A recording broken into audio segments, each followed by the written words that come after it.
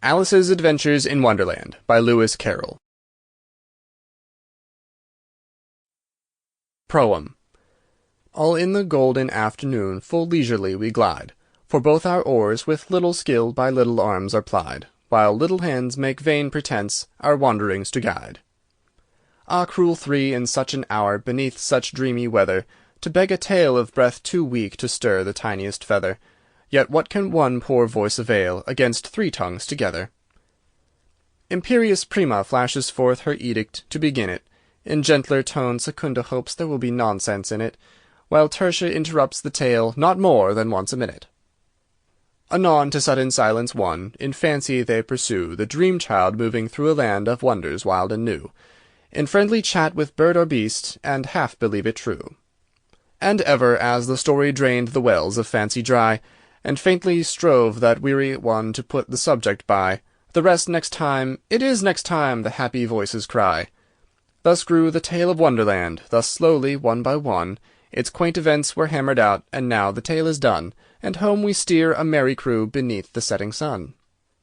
Alice a childish story take, and with a gentle hand lay it where childhood's dreams are twined in memory's mystic band, like pilgrims' withered wreath of flowers plucked in a far-off land.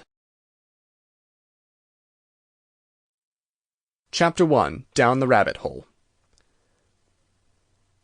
Alice was beginning to get very tired of sitting by her sister on the bank, and of having nothing to do. Once or twice she had peeped into the book her sister was reading, but it had no pictures or conversations in it. And what is the use of a book, thought Alice, without pictures or conversations?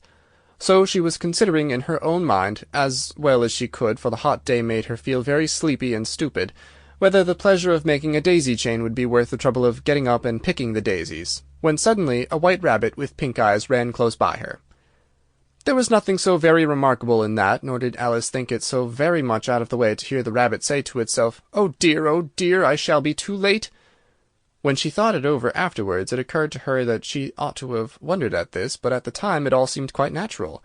But when the rabbit actually took a watch out of its waistcoat pocket and looked at it, and then hurried on, Alice started to her feet, for it flashed across her mind that she had never before seen a rabbit with either a waistcoat pocket or a watch to take out of it, and burning with curiosity she ran across the field after it, and was just in time to see it pop down a large rabbit-hole under the hedge. In another moment down went Alice after it, never once considering how in the world she was to get out again. The rabbit-hole went straight on like a tunnel for some way, and then dipped suddenly down, so suddenly that Alice had not a moment to think about stopping herself before she found herself falling down what seemed to be a very deep well. Either the well was very deep. Sample complete. Ready to continue?